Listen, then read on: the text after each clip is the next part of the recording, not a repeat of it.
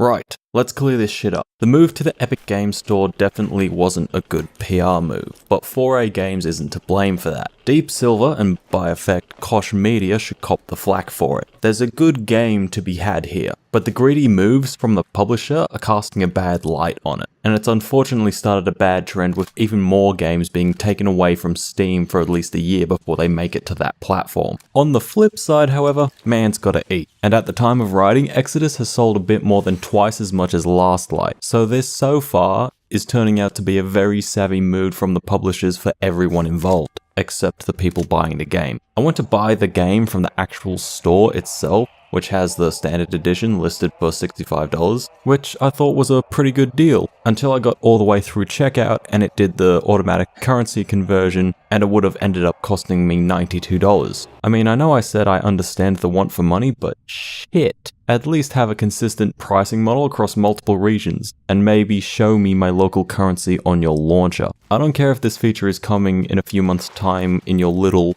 update chart that you've got on the internet. There's a reason people don't like this launcher. Plus, quietly stealing their information isn't that great either. So, I worked the back channels at work to get myself what was definitely the scarcest physical copy I've had to try and track down, like driving 400 kilometers to find a copy. Don't say I never stretch myself for you bastards. That's enough preaching for now though. Let's just pretend I got a super early review copy and wanted to test out the fully unpatched, buggy experience that'll hopefully be fixed by the time it actually comes out. Let's go.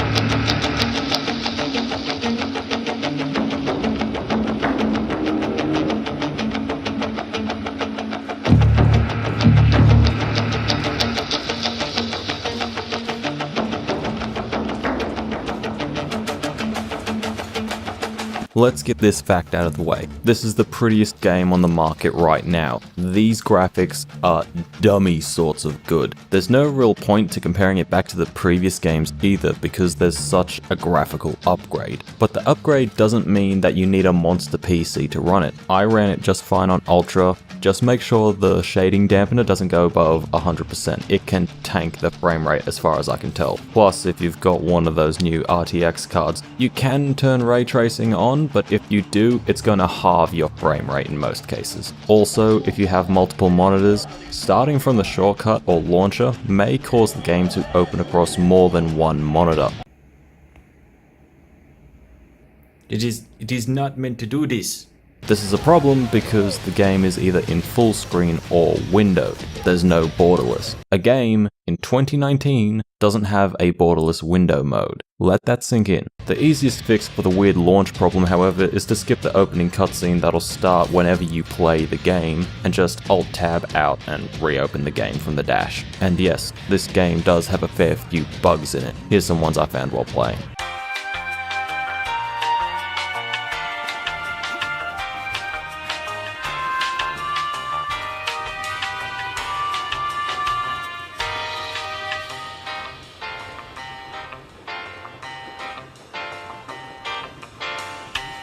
Now that you can actually view the game, you'll see how pretty it really is. Even if some of the guns have gone through a redesign, and some enemies and armor, the environment design for the game definitely has that metro feeling to it, for the first few levels especially. Moscow and the Taiga have a lot of grey and blues for their visual palette. For lack of better wording, the levels have this feeling that this is a place you really don't want to live. As a quick side note, if you have some more recent Corsair gear in your setup, it'll react with the game. For example, if you take damage, the top of your keyboard will light up red. This is a neat little feature, but a largely useless one. Also, it has a stupid heart effect later in the game. Damn coffin.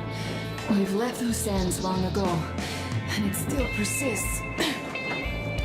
The later levels of the game, however, lose a bit of that metro feeling. The Caspian Sea kind of reminds me of home, but with more slaves, and the valley is just a forest with an orphanage in the middle. There's not a whole lot that you can do with those levels. Granted, the team does do a bit with them. The Caspian Sea is littered with the old and rusted out shells of tanker ships and fishing vessels, and the main area of the enemy is a baron that lives on a tricked out oil rig. The valley has the Children of the Forest, which is the group of children who grew up in the orphanage featured at the start of the map, and is actually a good example of how a simple phrase can be taken two very different ways. But talking about that stuff can wait until the narrative section. The final segments of the game are in another dead city and another metro system, which are about as metro as a metro game can possibly get. Also, fuck that institute level. These things. No, stop, please. I don't want to play.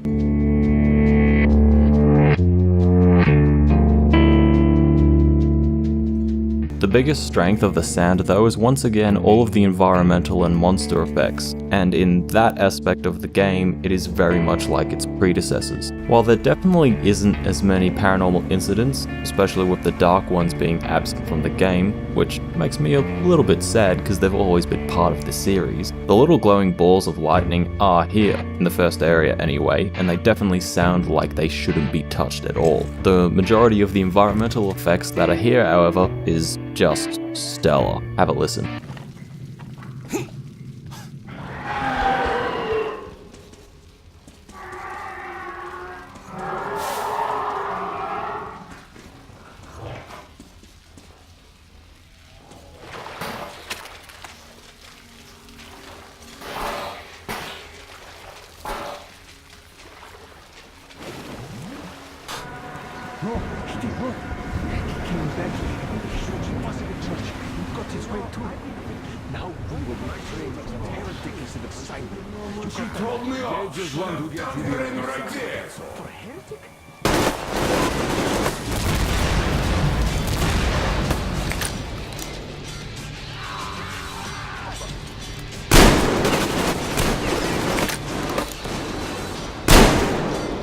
The character dialogue, however, is still pretty shite. When there's only one or two characters in the room addressing you, it's pretty okay. But when everyone is in a group, I can't fucking keep track of who's talking, even with the subtitles. Some of the characters as well sound very familiar from the previous games, ones that aren't reoccurring characters anyway. The sound of the game is one of those key parts that makes it so enjoyable, not so much the soundtrack itself, as there's about one single track from the whole OST that I really like. You heard it in the intro.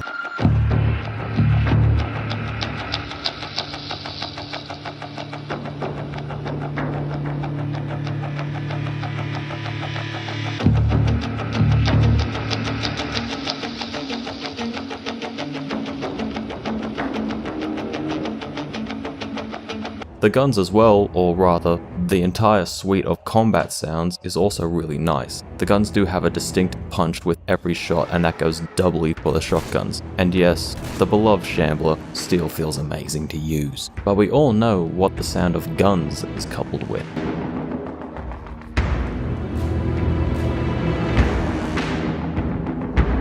The gameplay has been slightly tweaked from the previous entries. This is not the linear claustrophobic Stalker clone from a few years ago. This is one of those new age, semi-open world boys that everyone loves, apparently. Each level is basically a big box with stuff put in it. There might be some bandits around, and probably a few spots to have a laydown as well, plus a metric fuck ton of spots to visit to gather some crafting materials, which are your lifeblood in this game. While you can still find medkits and filters in the world, 9 times out of 10 you'll be making them yourself right out of your backpack. The game has the mechanic that when you hit B, Artyom will pull out some zooming glasses and survey the surroundings, marking areas of interest on your map that doubles up as your notepad and journal for objectives. This is important to you because you can earn some of those yummy morale points by visiting some of these locations, as well as some upgrades for your kit, from more ammo for your guns to just more ammo in general, as well as some things to do with the charger. So I do suggest you explore around the areas. The only downside is that for all the great environmental sounds and design, just walking around the map can be a bit boring. To combat this, I recommend you play on hardcore. This will make you a bit easier to kill, sure, but that goes for the enemies as well, thus making the overall game a bit more tense and making the exploration a bit more interesting. However, I was a man baby and just played on normal. One thing to note with the general gameplay is that the good old theme of the series, that not everyone is born good or bad, is still here. Some of the enemies that you fight probably shouldn't be shot, so sneaking around and knocking out a bunch of people if you don't want both your comrades and future enemies commenting on how much of an asshole you are is probably a pretty good bet. Sadly, I have no footage of me being an asshole because I am a good boy. A trade-off of having the game go semi-open world is that you can now control whether you raid an enemy base at daybreak or nightfall. In the day, less mutants will be roaming around the wastes, but the bandits will be wide awake at patrolling, whereas at night mutants will be hunting for that Artyom ass if the big blue balls of death don't get you first. Another thing you can now do in the game is modify any weapon in your active inventory. You can swap out whichever part of the gun you desire in the field, but you can't swap out the weapons themselves without going back to the Aurora in the open levels, or just picking up a gun from a dead enemy. Each component of the guns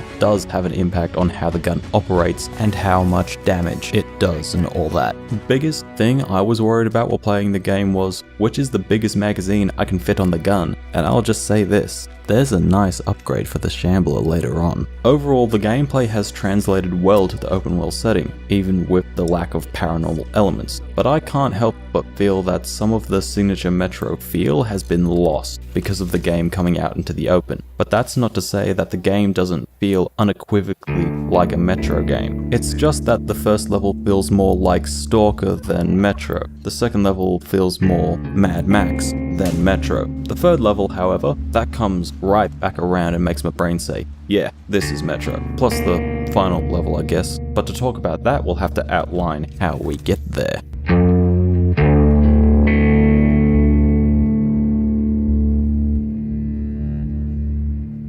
If you sissies don't want spoilers, or just don't want to listen to me for much longer, you best be skipping to the timestamp.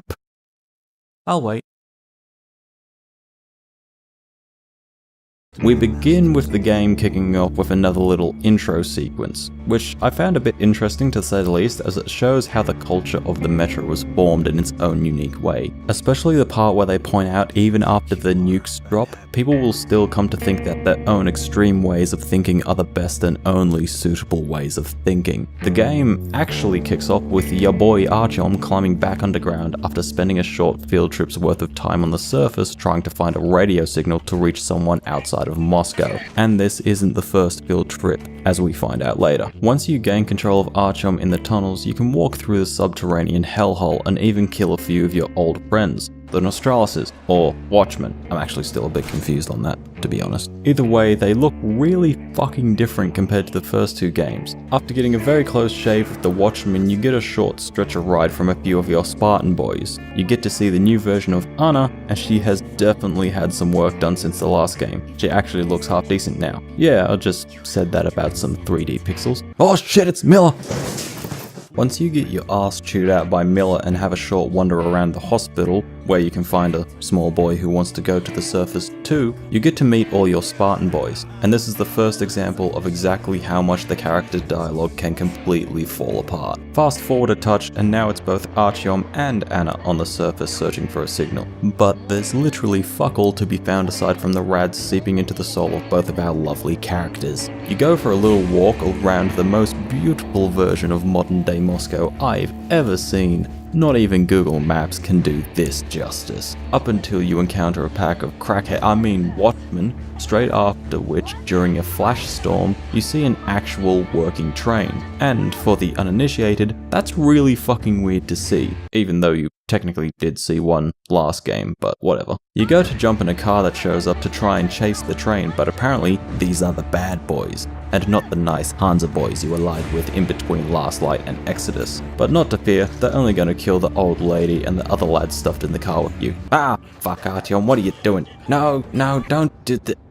Now look what you've fucking done, you dickhead. You've disturbed the peace, and now you've stolen the nice dead man's mask, you selfish bastard. He might have needed that. Once you move through the world with a nice red filter for a bit, and get nice and close to a few bodies in a crawl space, you then see the Big Daddy. A nice big ol' steam locomotive, and both you and Artyom will decide that you're gonna go get that fine piece of metal ass. A bit more crawling later, and you make it to the inside of the rail yard that the prize train is being stored at, where you meet Yermak, who instantly thinks you're a mutant. This dude thought that this guy looked like one of these things. Once the old man's brain finally catches up to the situation, he helps you sneak around the complex for a bit, teaching you the purpose of cans in the process, leading you to Anna, where you get to have a nice cutscene with no input from you at all, where Artyom manages to take out two guys with only a little help from Anna. This is also where you learn that there's a massive jamming relay spread across the entire city to block signals coming in or going out, because apparently even after the bombs dropped, Russia was a paranoid superstate and thought that a hostile army would bother occupying a largely irradiated country, so they set up the jammers to make sure that the occupying forces couldn't find the survivors of the bombing. That's fucking stupid. Like, really fucking stupid. Thus convincing Anna that you need to go on a righteous crusade to let the rest of the metro know that the world isn't completely dead, like they've been told since childhood. The game gives you a bit of stealth to play around with until you make it back into the complex, and between you, Anna, and Yermak, you manage to clear out enough people to convince your enemies that they should just give you the train for now,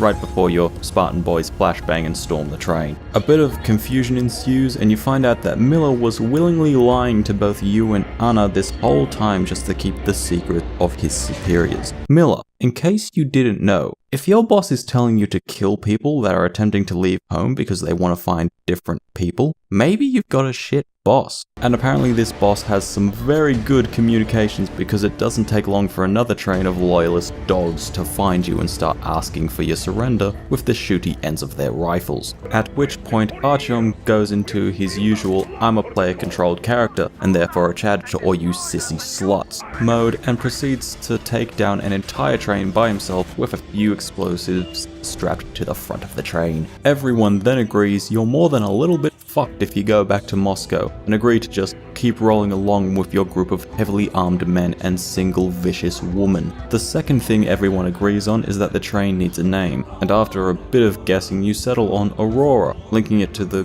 Roman goddess of dawn or something like that. After you listen to Miller talk shit about doing the right thing, you get to walk around your lovely little train and listen to everyone talk about a whole bunch of stuff. Once you interact with the map, you move to the next bit of the game and your first taste of the new sandbox world. The Volga is pretty much a marsh level, and the designers have used it well, best showcased by the little church you visit early in the level with Anna. Miller gives the team some directives to find a way across the bridge in the distance. This is where you follow Anna to that church I mentioned before, where you find a bunch of religious nutjobs. At the top of the tower, upon actually entering the church, you meet Katya and Nastya, two characters that'll join you from this point onward, and both have a fair bit of presence later in the game. This is one of those points where you want to knock people out instead of killing them if you want the good boy ending, because if you think about it, the people in the church are just ignorant to the technology that's in the world around them. They're not really bad people, they're just people with a slightly different stance that puts them at odds with you. Once you work your way through the bodies at the church, you make it back outside in your little boat that gets attacked by a fish that'd feed a fucking army if it wasn't,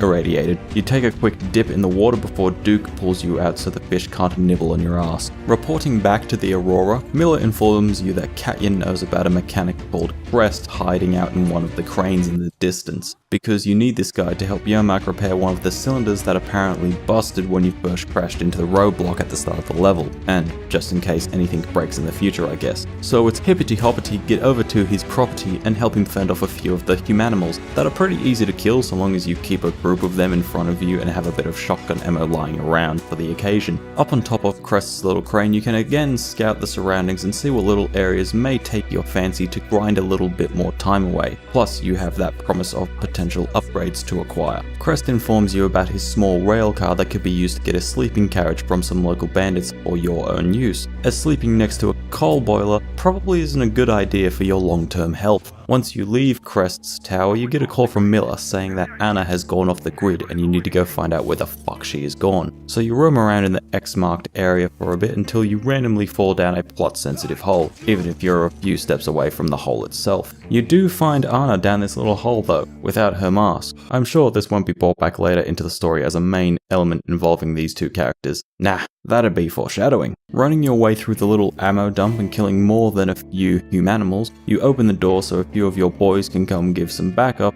and Anna can get some fresh air. Right after that, you report back to Miller and are instructed to go grab Crest's little rail car from the slightly flooded rail yard on the map. The catch to this task is that the big fishy from before is hiding away in that rail yard. You eventually make your way to the rail yard, which is a fine enough level by itself in terms of atmosphere, and a quick word of advice. Please remember to bring all the shotgun shells you can, because you'll be needing most of them for all of the humanimals that are hiding inside the building. Once you have a few close shaves with the Czarfish, you get the opportunity to kill it by dumping a fuck ton of I-beams on its head, which would very thoroughly fuck up most things, let alone what looks like a mutated salamander. Upon killing the big fishy, you can start driving the railcar back to the Aurora and pick up the sleeping carriage from those bandits I mentioned earlier. By the time you make it back to your small band of murderers and vagabonds, your full plan for leaving the area has formed. You're going to hijack a trader's boat and sneak onto the bridge to lower the midsection for the Aurora to pass. It is highly suggested for both stages of this plan to knock people out and sneak around. Avoid killing at any and all costs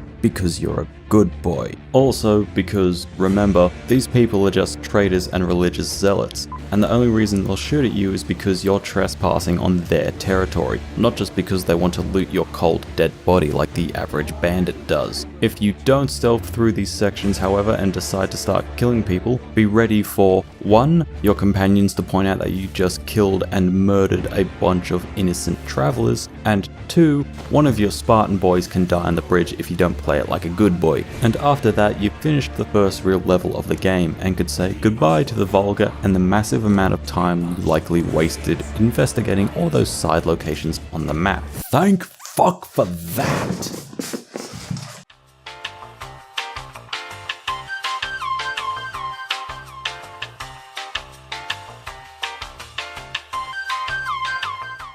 After the Volga, you're rewarded with a quick interim on the train with your crew. You can spend a considerable amount of time here with Anna on your lap talking about a whole bunch of shit while you awkwardly stroke and pat her. You can roam around the train and generally have a good time with all the characters, as well as modifying your guns with any upgrades you've gotten up until now. The group makes their way to Yamantau so Miller can report to the Chiefs of Staff, because remember, those guys told everyone to be a bunch of paranoid gits after the bombs dropped, just in case those filthy foreigners start stealing their vodka again. Only catch is that once you get to the command bunker, you find out the higher-ups didn't use their advanced levels of learning and government positions to prevent themselves from becoming cannibals. After you're captured and Anna is taken away from you, which as a quick side note was a moment that did in fact launch me into full-on protect mode, you gun down a few hordes with Miller and a few boys before you head up to find Anna in the complex. Once you do find her, you'll link up with the others and bug out before a massive wave of human recyclers catches up with you. Right after that, you enter the Caspian Sea level,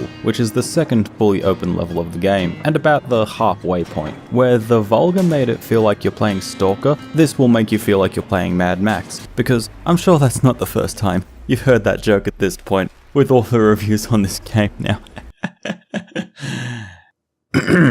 After you talk with Anna for a bit about how the crew and the train are in dire straits, with no water for the people and no fuel for the train, you see a car zoom out of nowhere and holler at your girl, so those boys are about to die. You stop the train and go through a briefing with Miller and everyone else. You're tasked with tracking down that car you saw, and once you make a quick run through the humanimal-fested wastes, you get to go through a ruined outpost in the middle of a sandstorm, capping a few more humanimals in the process. Once you get to the top of the ruin, you get jumped by a bandit. It's entirely up to you whether you kill this guy or not, but if you knock him out, it can lead to a different way of you taking out the big boss of the area. Upon dealing with that guy, you loot his wallet for the keys to his car. which is a very interesting key I might add, and it doubles up as a pretty good humanimal killing tool. Once you deal with that little pack in the cutscene, Demir informs you to head to the lighthouse off in the distance, but of course there's a bunch of side stuff that you can go explore if you so feel the need. Along the way, however, you will come across this big old wrecked ship. On the inside is a few bandits that are working the slaves outside to the bone.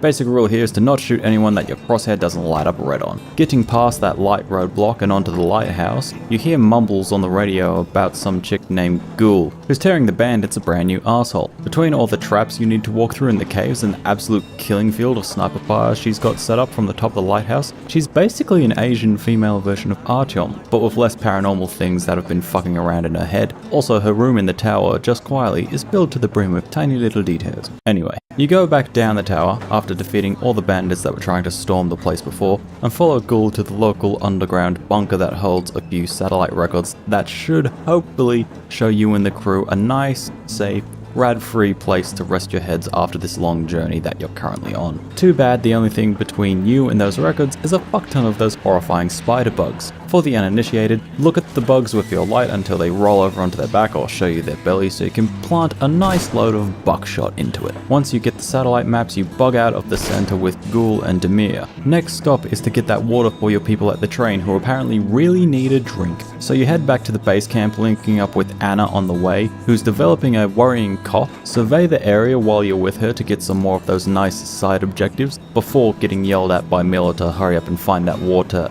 as a few of your troop have already gone out with dehydration. So you drive to meet Demir at the water fountain. Catch being that it's controlled by the bandits, and just to get to it you need to travel through some humanimal infested caves. Thankfully, Demir is very accurate with his shambler, so you don't actually need to do much apart from pin the ones that are coming straight at you. The water fountain is another level that you need to be kind of careful in. Shooting the slaves can seem kind of tempting because they can give your position away, but we want them good karma points, so going the stealthy route and knocking everyone out is the best option here. Once you crack the gates open, Demir hijacks the water tanker and you both steamroll back to the train, whilst Artyom has a little nap in the passenger side of the car. Upon getting back to the convoy, you get attacked by the bandits in force, which definitely isn't their smartest life choice as they're pretty easily put into the ground. Once you create a mini graveyard, you're sent to deal with the rest of the bandits, but there is a ship filled with slaves and bandits that you can deal with before you head there for some good boy points. The trade-off of going to the bandits' main base, however, is that you've got a nice shiny fuel tank for your train just sitting there,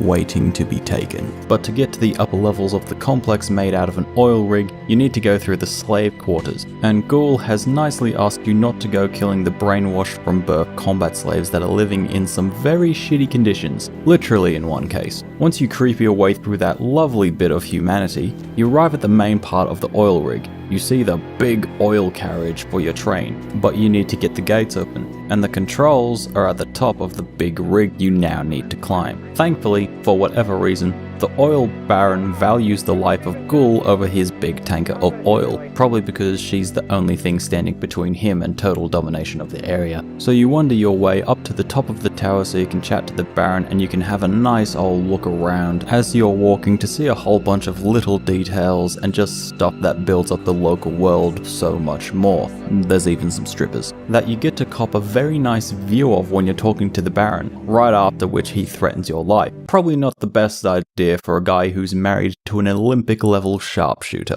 But it's not even Anna that comes to your rescue, it's Ghoul. And so between the two of you, you get to slaughtering all of the Baron's men in a little standoff at his throne. This part sucks your ammo reserves dry, but it's pretty fun because of it. Probably even better on hardcore. Once those guys are done with, you confront the Baron and subsequently express mail a bullet from Anna's rifle into his skull, with a nice touch of character from Anna in the process.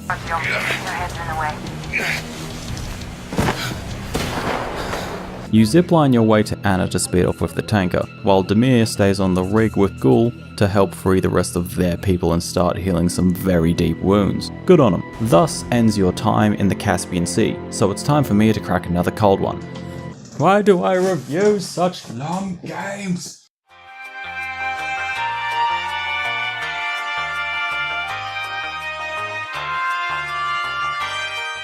In the immediate next scene, you get to see the bit I mentioned in the performance section that I thought was a bit stupid. It's still fucking stupid. Once you get dressed, you join everyone else around the table to celebrate Stefan and Katya's marriage. Yay!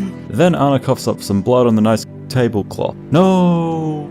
I'd just like to quickly point this out as it probably doesn't come across in the video, but by this point in the game, I actually liked Anna as a side character, even if she did talk way too much. So when she actually started coughing up blood and all that, I got a bit of a feels hit. Then I remember it's a game, but I was definitely more invested now. Right after that, you have a meeting with father-in-law Miller, who immediately blames you because he's a bit of a cunt like that. And between him, yourself, and Katya, you plot a course to a natural valley that's in a radiation-free zone, because Katya believes that somehow the natural valley air will somehow help. Somehow. But she also knows about a wonder drug that you can go grab later if the valley air doesn't work. So Artyom and the guy with the tattoo, whose names is too hard to say, so fuck it, hop on the rail car to scout ahead into the valley, which goes well up until the rail itself comes undone and you get tossed into fast moving water, where you're knocked out and almost drowned, until a big boobed side character saves you and performs some non-mouth to mouth CPR to bring Artyom back to the light. This valley level is basically almost an entire level to test how good you are at moving through more than a few enemy bases without killing anyone, because if you kill any of the forest children, either pirates or pioneers, you lose some morale points and can lose another one of your boys if you fuck up towards the last part of the level.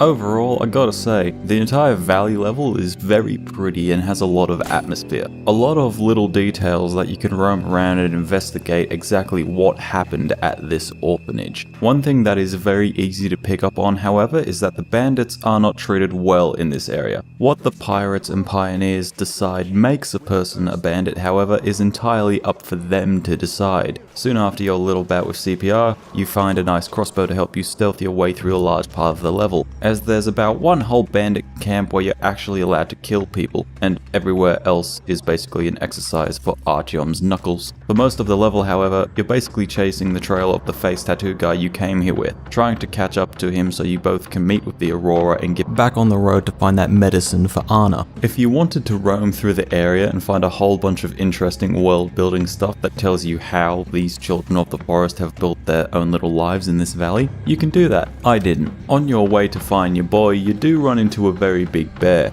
This guy's your area boss, basically, and he can take a whole lot of bullets. A few hundred, that's for sure. Just pile it on and eventually he buggers off to let you continue the game. You then meet the forest lady who gave you CPR before, and she directs you to where your boy headed and kindly asks that you don't kill anyone on your way there because she's the local guardian or some shit. So upon having a quick nap on a nearby bed, you wander on down to the river to steal a boat off the nice forest children. And again, just to hammer the point home, if you want the good boy ending, don't kill these guys, just knock them out. This stealth section was actually my favorite of the entire game for some reason, especially at night. I can't point out exactly what did it for me, but it felt really nice to play through. Maybe my no-kill mentality did something to me brain noggin. After you get the river gate open, after knocking out your fair share of enemies, you use the boat so generously provided to you to travel a bit down the river into a radiation hotspot that triples up as both a lumber mill and a prawn spawn point. It's at this point that you meet the Admiral, who's got a few screws loose to put it nicely. Bypassing him will take you to the next area, which is yet another spiderbug infested hellhole. Here you need to fuel up a generator to open the door to the surface and link up with your boy. Once you do that, you get to settle in for another fight with the big boss bear from before, and he still takes a fuck ton of bullets before he finally falls down. But when he does fall down, don't you worry, it's a very hard fall. This is the point where, if you killed any of the nice enemies who aren't bandits after you were asked not to do that, your boy will get seriously injured and be in a wheelchair for the rest of the game. Or you were a good boy and he has a lovely and completely unnecessary moment with the guardian lady from before, just as you two get out of dodge and let the lovely forest people know that the dam is about to burst and behind it is a whole fuck ton and a half of very, very not healthy for humans water, with a sprinkle of radiation tossed in there too. Now that you're back on the train, you head for the final level. going through all the usual interactions that you normally can in these little resting points throughout the game. And Anna isn't exactly doing great, by the way. So you and Miller get ready in your semi-rad proof suits to go into an extremely irradiated zone. And when I say extremely, the guys in the game are talking about like a few minutes outside will be enough to end you, so you know it's that super toxic shit. So you take out your tricked out ride with your father-in-law to find those much needed meds for Anna, while everyone else goes to find a snowplow for the train so you can make it out of the city, and also check out the other potential areas for the meds. This final area in the game is more of a return to form comparing back to the first two games, all with the dark closed-in tunnels and everything being guided by an AI companion who you can't really move ahead of and must wait for them to progress through the level. That part sucks. You do get to see how a different metro system handled the apocalypse, with the bombing and cramped tunnels, power struggles, and the government secrecy. Hell, the guys in this city even used tanks to bust open the metro to get even more people inside once the bombs started falling. Plus, the mutants as well have undergone a slightly different mutation path. Whereas in Moscow, the crackhead population is largely to blame for the spikes in hostile behavior on the surface, in this dead city you're exploring now, it's the naked mole rats that have apparently established an underground empire. I always knew the shifty bastards were up to something. You explore the underground tunnels for a while, taking in all the environmental storytelling and little details, as well as gunning down a few of the mole rats. You run into one of the local survivors, who just happens to be a young boy who sends you on a chase for a bit. But once you find him and calm him down, he takes you to his little hideout that he shares with his father, who's gone to the surface for whatever reason. After that, you and Miller split up to hopefully find the meds just that bit faster. And in this final solo leg of your adventure, you get to run through the two worst parts of the game. First, you need to go through a few of the underground rivers that are filled to the brim with these little acid-spitting bastards. Then, in the actual water itself, there's these big bloody worm things that look like they are the result of a very bad case of arse noodles. This part sucks. At least you do get the best upgrade in the entire game at this point. Once you get past that straight up traumatically annoying bit of the game, you enter a rad heavy area and take one of the magical meds that helps stem the effects of the most toxic matter known to man. Best not read into it too much, I guess. But enough of the rads still make their way into your system so you start hallucinating, which some will claim that it's the traditional paranormal element to the Metro games. These people are fucking wrong. These same people will claim that games journalism is an actual job and not just paid shitposting. Upon taking a nice old stroll through the arse-blasted wasteland, you happen to encounter a fucking nightmarish enemy, similar to those Liberians from the first game, but worse. They're basically blind gorillas, and I absolutely fucking despise them. This entire part of the level is sneaking around this big bastard to progress through the level and eventually reach this big shiny box of meds that you're here for. At least the gorillas get a pretty okay death, I guess. From this point on, the game is all cutscene up until the credits roll, and it does a decent enough job to try and pull some emotion from you, but overall, I still felt like I really didn't give a fuck about any of these characters enough to warrant the effort of giving a shit. This is the point where you find out whether you got the good or the bad ending, because there are these things called themes that need to be kept through each game, and two completely different endings that'll fuck up the sequel are very much a theme of the Metro games. So in the good ending, Miller dies, but you and the crew find a place to call your own, and Artyom survives his little fight with radiation so Anna isn't left alone. Plus, he's voted as the new leader of the Spartans, so he is hoping for a Metro-themed XCOM game in the future. And that's it, you've finished the game. And I don't feel like analyzing it, so if you wanted that, then I guess the game could have been about persisting through all adversity, learning what it means to have a true band of loyal friends on a journey with you, or the age-old and series-long theme of not judging a book by its cover and accepting that good can be a bit evil and evil can be a bit good. About time we call the rest of the people watching this video back, right?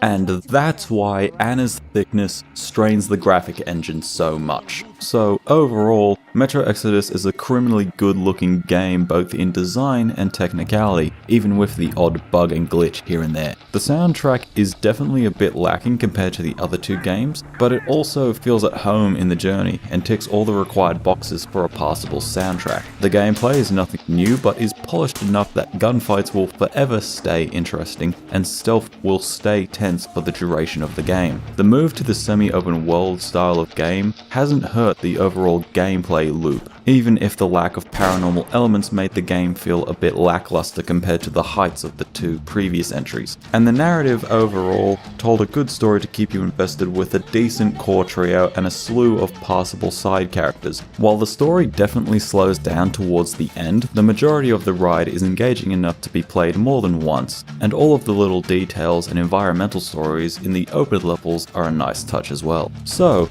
do you recommend the game? Without a doubt, yes, but you shouldn't buy it from the Epic Games Store directly. If you can help it, try and find a physical copy of the game and buy that, because I don't fully trust the Epic Store to hold anyone's internet banking details without causing a major fuck up. Or you could just wait a year until all the bugs have been ironed out and it fully releases on Steam, which will apparently have a New Game Plus mode that makes the game much more interesting and is of course only added after I finished writing the script, so I didn't even have the chance to try it out. I have been the infamous Sir Hellfire, you have been my lovely brethren. This video was brought to you by no one in particular. I have some sleep to catch up on, and the next video is going to be about being the bad guy. I'll see you there. Ciao.